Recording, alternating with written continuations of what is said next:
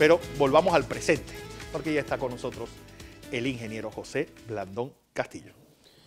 Buenos días, Fernando. Buenos días. Buenos días a toda nuestra audiencia. Usted sabe que una parte de la obra esa, señor presidente, que me llamó más poderosamente la atención fue cuando el presidente, en esa borrachera, vomita sobre el escudo, demostrando esa genialidad creativa de Miguel Ángel Asturias. Eso Oiga, parece que él lo saca de un dictador que tuvo Bolivia, tal vez el más salvaje de todo, que ponía al caballo, que lo nombró senador, y orinaba sobre los senadores y orinaba en el Senado. Es decir, parece que Asturias saca la imagen de ahí de este dictador boliviano. ¿Qué cosas hemos vivido nosotros? No. Bueno, Fernando, primero, una felicitación, Hombre, al pueblo de Chitré. a la patria chica. Hoy es 19 de octubre. Si usted quiere divertirse, pasarla bien, vaya a Chitré. Ahí va a tener de todo, baile. Dice Lupe que a ella le gusta la carne, ¿viste? Pero con tortilla. Con tortilla. Puede ir a comer bien, a pasarla bien, a bailar, ver cosas típicas y compartir con un pueblo en la que nadie es forastero. Epa. También saludo a Aguadulce. Aguadulce es un pueblo que los que estudiamos por esa área siempre era uno de los puntos obligados a estar. Y La Pintada, un pueblo pintoresco. Pero además que Aguadulce siempre ha tenido ese imán, pues, que se ha convertido en una especie de gran capital económica. Pues siempre me llamaba la atención que las grandes orquestas nacionales tocaban era en Aguadulce, Sí. en Panamá y en Aguadulce. Bueno, saludo y mi respeto y mi envidia Opa, a los que están para allá. los que están en Chitré. Hoy es un día donde comer y tomar es una obligación en nuestro pueblo. Oiga, Fernando, la situación en España. Hoy es el día, un día importante, serio, complicado. Le doy algunas cifras. Hasta las 10 de la mañana, que fue la última vez, hora de España. Que yo lo vi 3 de como la mañana hora de Panamá. hora de nosotros, no, creo que entonces serían como las 11, porque vi el último comportamiento de la bolsa de Madrid, que estaba cayendo vertiginosamente al 2,4%, no sé cómo si se ha recuperado o no, pero a esa hora estaba cayendo. Y tuve la oportunidad de estar mirando el debate en España sobre este tema. Me llamó poderosamente la atención lo siguiente. Fíjese que España, lo que está en juego en España es la unidad del reino. Nada más ni nada menos. Estos días después de la declaración de independencia, que fue una declaración de independencia, yo no sé qué están esperando para creer que eso no es así, ya el efecto en las finanzas del Estado español se calcula entre 10 a 14 mil millones de euros.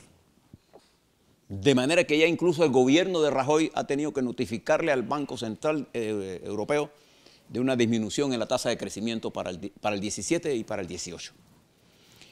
Pero lo que me llama la atención es que, fíjese, en los dos partidos más importantes de España, por su impacto en la vida nacional, el PSOE y el Partido Popular, que a su vez se han escindido en partiditos, ¿no? Sí, el Partido Popular con Ciudadanos, que es una versión de la derecha del Partido Popular, y el Partido Socialista con Podemos, que es una versión más izquierdista del PSOE, ha quedado atrapado entre una guerra que al principio era todos contra Rajoy y en una desconfianza mutua entre todos. Y ante el grave problema de la ruptura unitaria del reino, con posiciones patidifusas, incoherentes, sí, diálogo, no apliquemos esto. Hombre, si tú vas a luchar contra alguien que está rompiendo la Constitución y tiene la Reconstitución y la ley, actúa en derecho, pero con firmeza. Hoy, en la medida que pasa el tiempo, la radicalización del movimiento catalán, que de hecho, a través de su historia más reciente, hablo desde la Segunda República hacia acá, Cataluña ha venido entrenando a su juventud y a su niñez contra el reino de España, para que no se engañen. A odiar a España. Y el pensamiento nacionalista a ultranzas lleva al fascismo. Yo no conozco, el fascismo siempre ha nacido de este nacionalismo enfermizo. Entonces, esta falta de comprensión de Madrid, de que las reformas que necesitaba la autonomía catalana habían madurado hacía más de un quinquenio, y se bloquearon entre ellos. Y la incapacidad de Rajoy aplicando medidas draconianas a la economía sin ver el efecto que tenía una Cataluña que genera el 20% del PIB y que Cataluña se hacía más pobre. No entender la madurez que ya había planteado la necesidad de reformar el estatuto autonómico, ha llevado a esta crisis, que ya es peligrosa, no solo para España. Recuerde que Europa en general se mira allí.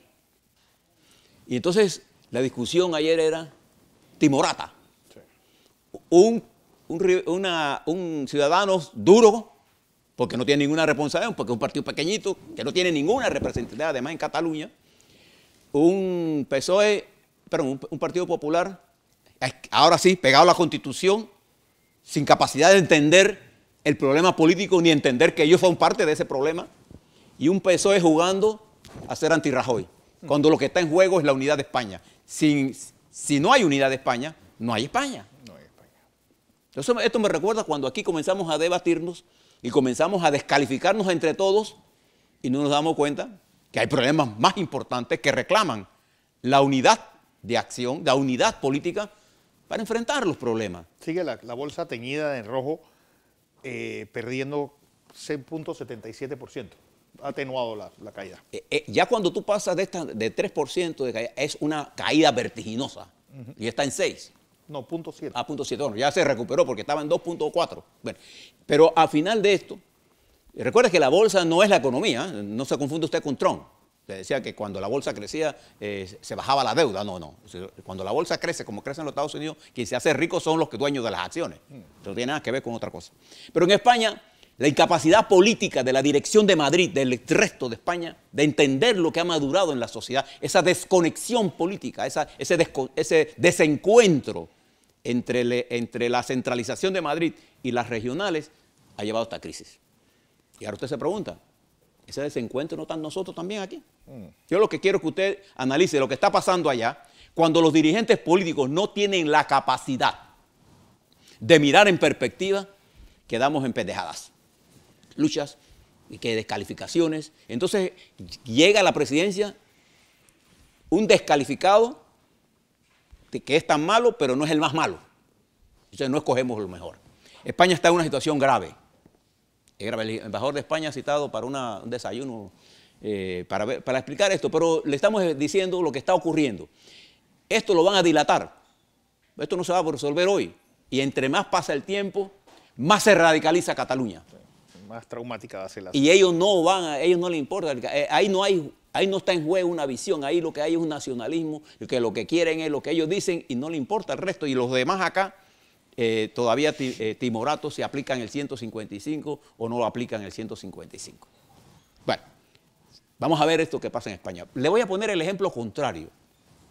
Ayer le hablaba del imponente Congreso del Partido Comunista Chino. Imponente por la importancia de lo que ahí se estaba diciendo. Y le decía, que este es el 19º Congreso del Partido Comunista Chino, que tiene 90 millones de afiliados. Le voy a leer alguna del pensamiento central de este Congreso, porque ayer escuché al presidente de la República de Panamá ver en su mente y ver en China Popular un importante aliado de Panamá. Entonces voy a leerle algunas de las cosas, porque es importante para nosotros China. Es nuestro segundo usuario y un país importante para la República de Panamá. Lo es hoy y lo será en el futuro. Pero fíjese lo que decía el compañero presidente Xi Jinping en el 19º Congreso. Y dice, en la consigna de este Congreso es una nueva era con un nuevo pensamiento. Muy típico del pensamiento chino. Y dice, el pensamiento está basado, voy a leer textualmente una traducción al español de la agencia Xinhua, que es la agencia oficial del gobierno de la República Popular China. O sea, no es una interpretación mía. Dice textualmente el discurso. El pensamiento está basado y se enriquece el marxismo-leninismo, el pensamiento de Mao Zedong, la teoría de Deng Xiaoping, el importante pensamiento de la triple representatividad y la concepción científica del desarrollo. este representa el último logro de la adaptación del marxismo al contexto chino. No tengan duda de qué estamos hablando. El partido ha dibujado un plan de desarrollo. Aquí donde vengo. Fíjese ahora el esquema de este Congreso y de este caballero presidente. Dice ahora, en la primera etapa, que se extenderá del 2020 al 2035, el Partido Comunista Chino materializará fundamentalmente la modernización socialista mediante una brega de 15 años y sobre la base de la culminación de la construcción integral de una sociedad modestamente acomodada. En la segunda etapa, que se prolongará desde el 2035 al 2050, dedicaremos 15 años más a bregar a transformar nuestro país sobre la base de la materialización fundamental de su modernización en un poderoso país socialista moderno, próspero, democrático, civilizado, armonioso y hermoso. La principal contradicción con la que se afronta la sociedad china es la que hay entre el desarrollo desequilibrado e insuficiente y las demandas crecientes del pueblo en una etapa. La economía de China ha pasado de la etapa de crecimiento acelerado a la de un desarrollo de alta calidad. Al construir un sistema económico modernizado, el país debe utilizar la economía real como punto de apoyo del desarrollo económico. Hay que profundizar la reforma de las empresas estatales, desarrollar la economía de propiedad mixta y conformar empresas de primer orden mundial globalmente competitivas. Me detengo aquí. Las empresas no son privadas. No. Son del Estado o mixtas. Esto es todo lo que hay en China. Hay que perfeccionar los regímenes y mecanismos impulsores del consumo y acrecentar el papel básico de este en el desarrollo económico. Las puertas de China al exterior no se cerrarán, sino que se abrirán cada vez más. China, dice el presidente, implementará en todos los sectores del sistema administrativo de tanto nacional en la fase de preestablecimiento y el de las listas negativas. China flexibilizará en gran medida las restricciones de acceso al mercado, ampliará la apertura al exterior del sector servicios y protegerá los derechos de los intereses y extranjeros. Termina él diciendo que en diplomacia China jamás aspirará a la hegemonía y practicará la expansión, sea cualquiera el grado de su desarrollo. Construcción política del partido. Tras haber dado un irrefrenable impulso a la lucha contra la corrupción, el partido está decidido a derrotarla por goleada, como mayor amenaza que pesa sobre el cierre. Para cualquier sugerencia o consulta, consultar a China. Llama. ¿Qué es lo que quiero plantearle en esto? Fíjese la visión de ellos al año 2050. Ahora yo te pregunto, y usted se debe preguntar, ¿cuál es nuestra visión? Al año 2020. A 2020. ¿Cuál es nuestra visión al 2030? Exacto. En materia de educación, en materia de desarrollo científico, en materia de la incorporación de la mujer al desarrollo nacional, a la incorporación de la juventud y el talento nuestro al desarrollo nacional, en la construcción de un estado de felicidad. ¿Cuál es nuestra concepción? ¿Cuál es el eslogan de la nación? Nuestro escudo decía promundo y beneficio. Ese promundo y beneficio ya no es la consigna que nos puede guiar en el futuro. Es nuestra consigna histórica por el nivel de transitismo. ¿Cómo vamos a hacer y romper el desequilibrio de la economía? Bueno, ellos tienen un plan. Ayer escuchaba a uno de los estrategas de la inteligencia británica hablar en la BBC de Londres sobre este tema. Y él decía, China le ha esbozado al mundo un plan que incrementa su presencia a lo largo y ancho del orbe, desde el punto de vista económico, desde el punto de vista militar, desde el punto de vista socioeconómico y desde el punto de vista tecnológico. China aspira a ser en el 2050 la primera potencia del mundo. Ellos tienen un plan, decía él. Nosotros nos hemos quedado sin plan y los Estados Unidos se ha quedado sin plan. Ahora yo me pregunto, ¿y Panamá? ¿Cuál es el plan de nosotros? Gracias. Esto es importante porque yo les he venido planteando que el mundo está haciendo un ajuste estratégico. Observen para que ustedes vean que los dirigentes que surgen ahora mismo con impronta, con control del mundo, son la señora Merkel en Alemania, Macron con espíritu joven, pero enfrentando cambios que no puede realizar todavía en una Francia atrasada, una Francia atrasada. Putin, que se ha convertido en el hombre más poderoso del mundo. Un Erdogan en Turquía, al mando de una nación de 100 millones y de espacios y de canales importantes de comunicación marítimos y terrestres entre Asia y Europa. Un Rahmani en Irán, que Trump acaba de voltear la tortilla para hacer de Irán un problema más grave que Corea del Norte, porque Irán, con su capacidad intelectual y académica, es mucho más poderoso y petróleo que Corea del Norte. Un Duterte en Filipinas y Xi Jinping en China. Y ustedes noten una cosa, Japón ha quedado casi prácticamente al margen de esta ecuación mundial. Y hoy va a haber elecciones pronto porque Japón está sumido en una especie de recesión permanente. Sí. Y ha perdido sentido hegemónico de su participación. Y lo más importante y serio de esto es que los Estados Unidos, atrapado con el señor Trump en conflictos internos, ha perdido gran parte del papel hegemónico y protagónico, diría yo, que debe jugar los Estados Unidos, que es nuestro principal aliado, el de nosotros, de Panamá. No se llamen engaño. El principal aliado estratégico de la República de Panamá es los Estados Unidos. Y ese aliado estratégico nosotros confronta problemas en este mundo nuevo que se abre. Y esto obliga a la dirección política de Panamá, esta que termina dentro de poco, y la que viene, a levantar una estrategia de largo plazo para entrar en este nivel de competencia. Eso está ocurriendo en el mundo. Este es un mundo, como lo definían ayer expertos en inteligencia estratégica, es un mundo de alto nivel de caos y de confusión. Así que les dejo todas estas reflexiones porque este es un momento en el que tenemos que mirar, porque nuestro país es un país inserto en el mundo global, más allá de nuestra pequeñez territorial. Exactamente. Nos guste o no nos guste. Condenado al éxito, como nos hayan dicho. Porque comentarios nacionales, don José. Don Fernando, una noticia primero. El Ministerio Público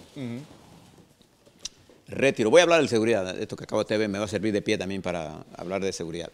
El Ministerio Público retiró de la Asamblea aquel proyecto, ¿se acuerda? El cibercrimen. Sobre el cibercrimen, que desde el principio yo no le vi ninguna necesidad y segundo, estaba plagado de intenciones malsanas, perversas, porque una cosa es lo que yo pienso y una cosa es lo que yo plasmo. En ley, lo que usted plasma es lo que usted piensa. Y ese, ¿se acuerda de aquel artículo 15 y 17? Que tenía la intención de ir más allá de lo que la propia... Si ya nosotros firmamos la Convención de Budapest, ya nosotros... Bueno, expliquémosla pues. Porque eso ya es ley. Eso está por encima incluso, en orden jerárquico, por encima de las leyes panameñas, porque ya eso es un tratado internacional de que Panamá se adhirió. Bueno, el Ministerio Público la retiró de la Asamblea Nacional y la va a someter a consulta. Ojalá la Asamblea Nacional no cometa el error de estar discutiendo estas cosas. Usted se fija que incluso en la legislación electoral nuestra hay la intención también de regular esto, y no solamente con este proyecto.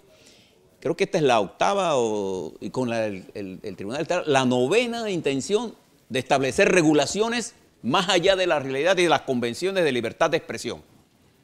De manera que celebro que el Ministerio lo haya desestimado.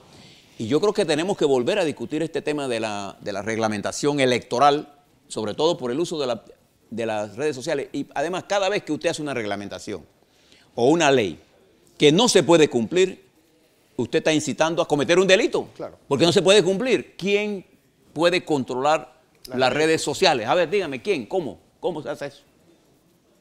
Nadie que lo ha querido hacer lo ha podido hacer. Entonces, hay que ser realista cuando uno está en estas cosas. Si le molestan las críticas, entonces no sea funcionario público. Pues. O sea, el mundo es así. Ya uno, ni privado puede uno ser. Otra cosa que le quiero decir antes de entrar a temas centrales, el tema central. Fíjese, con tanta agua que usted cree que ha caído, la cuenca del canal se encuentra bajo disponibilidad de agua inferior a la media histórica que debía tener. Por ejemplo, el lago Alajuela o Madden, como usted lo conozca y le sea más familiar, pero el Alajuela tiene 3.29 metros menos de altura que lo que debiera tener a este momento. 3.29. Y el lago Gatún tiene 0.27 metros menos que lo que debiera tener. Es decir, un cuarto de... estamos en un momento de prestar atención y ya la autoridad del Canal de Panamá ha lanzado una política de racionalización del agua. Como usted es usuario de esa agua también, porque usted usa agua que viene de Chilibre, no bote agua. Hay gente que se va a afeitar, deja las plumas abiertas, se va a bañar y abre la pluma y se pasan horas ahí mirando el agua cayendo. Como que ahí el agua no cuesta tanto. Cuando te vas a lavar los dientes. Cuando te vas a lavar los dientes, abre la pluma y el agua... Es como la gente cuando va a la refrigeradora, ¿no? Abre la refrigeradora y se pone a conversar. A ver qué va a comer. ¿A qué va a comer? Mirando la refrigeradora. Se está gastando energía. Acá no gaste agua. Estamos en octubre y aunque usted crea que está lloviendo mucho porque está habiendo muchos temporales por allí, ya la autoridad del canal le ha pasado este aviso, está restringiendo el uso del agua en el canal. Porque si deja de llover más, entonces vamos a tener menos capacidad de pasar barcos y menos ingresos entran al país. Claro. Pero además de eso, el agua de consumo doméstico es usted. O sea, tenemos que hacer una campaña de ahorro de agua. Fíjese, lo estoy diciendo. Ya está las primeras indicaciones. Ojalá en el transcurso de lo que falta de mes, porque nos queda octubre. Que es el mes más lluvioso del año. O noviembre, porque en noviembre a veces no llueve más, podamos emparejar esto. En materia política, no se pudo hacer las proclamaciones ayer porque faltaron las actas de Bocas del Toro. Y entonces se espera que eso se pueda hacer tan pronto se tengan las actas y poder conocer los resultados ya de los formal y oficiales y se puedan hacer las proclamaciones oficiales de las 4 áreas que estaban en votación en el día domingo, las votaciones de cambio democrático. Pero también en el plano político, ayer, cuando se fue a notificar, Ricardo Francolini anunció su intención de ser un candidato presidencial por cambio democrático. Y esto añade un nuevo elemento de militancia y de nueva propuesta electoral a la que viene. Y acuérdese que Cambio Democrático tendrá su convención para escoger su nueva directiva ahora, en enero del 2019. Un asesinado ayer, esta madrugada, en calle 9 con la Wilcox, en Colón, media calle. El Partido Popular. Existe. Sí, el Partido Popular existe y está legalmente establecido. Ha fijado para el 28 de enero del 2018 su convención para escoger delegados. No le tomará mucho tiempo, pero son 250 delegados que tiene que escoger de acuerdo al volumen de inscritos que tiene. Y esa convención será el 28 de enero. Y el PRD ya tiene el Congreso para el 29 y el Congreso... bueno, para el 29 de octubre y en enero. En enero tiene el Congreso ordinario. Eso es en materia política. En materia de seguridad, que es un tema que a nosotros nos debe preocupar. La Asamblea Nacional ha citado al Pleno al ministro de Seguridad, Alexis Betancourt, y al director de la Policía, Omar Pinzón, para responder 8 preguntas. Pero en realidad, el problema de la inseguridad ciudadana se ha convertido en uno de los temas más importantes del país. Yo no tengo la menor duda, porque los números, eso dicen, que el número de asesinatos por 100.000 ha venido bajando. Eso no es un hecho que yo voy a rebatir porque los números están ahí. El problema es que hay nuevos delitos que se están cometiendo o se han incrementado otros delitos. Por ejemplo, ¿como cuáles? La violencia familiar, el robo simple y el robo a mano armada, las violaciones. Para la mayoría de la gente la seguridad es mucho más La estafa. el robo cibernético, la estafa, el robo de celular, ese es lo que yo llamo el robo simple, el hurto simple. El exceso de alcohol y la estrategia del país en la lucha contra la droga es importante, pero concentrar toda nuestra estrategia en drogas es un error. Porque la mejor forma de combatir el crimen organizado es la prevención. Y es la certeza del castigo. Mira lo que usted acaba de presentar en la televisión. Permitir esto que está pasando en una cárcel. Hombre, ya David tiene una cárcel nueva. Hombre, pase la gente para acá. Ya, Dios. Nosotros tenemos que actuar frente a la delincuencia con firmeza. Esa firmeza dentro de la ley, pero con firmeza.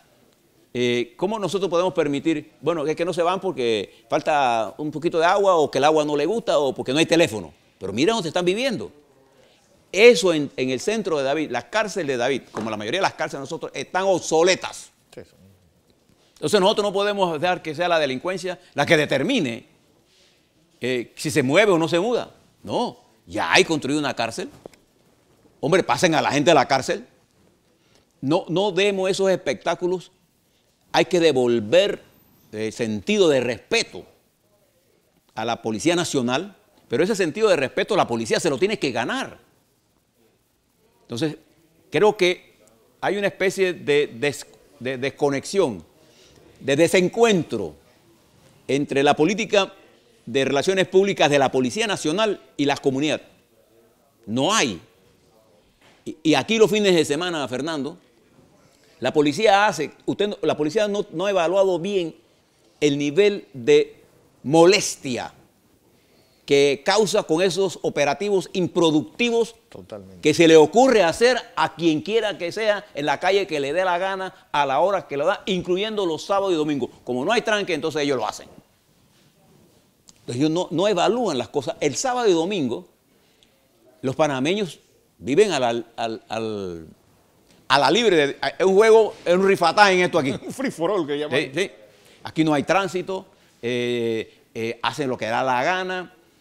Y cuando ve policía haciendo retenes. Entonces yo creo que la policía, que es un órgano de seguridad, debe tener una política de comunicación más activa. Debe tener mayor interacción en los barrios, pero también en las provincias. Ustedes quieren saber cómo está la policía desde el punto de vista de infraestructura para enfrentar el crimen, visite Arraiján, Nuevo Chorrillo, por ahí. Vaya a Veracruz, vaya a Chorrera, a todas las áreas, porque Chorrera no es un pedacito. Chorrera ha crecido enormemente. A la Mitra o al... Pero no ha crecido proporcionalmente la capacidad de recursos que esa área en particular tiene. Entonces, las presiones en la ciudad hacen que las delincuencias se muden hacia allá.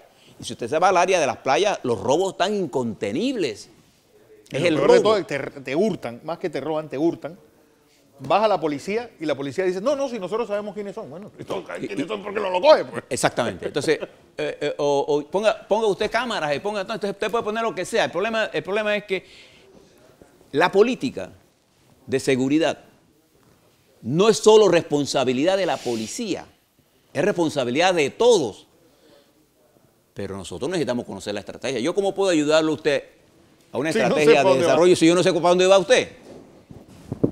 Entonces pasa mucho tiempo los organismos de seguridad viendo temas políticos cuando lo que tienen que ver son los temas de seguridad.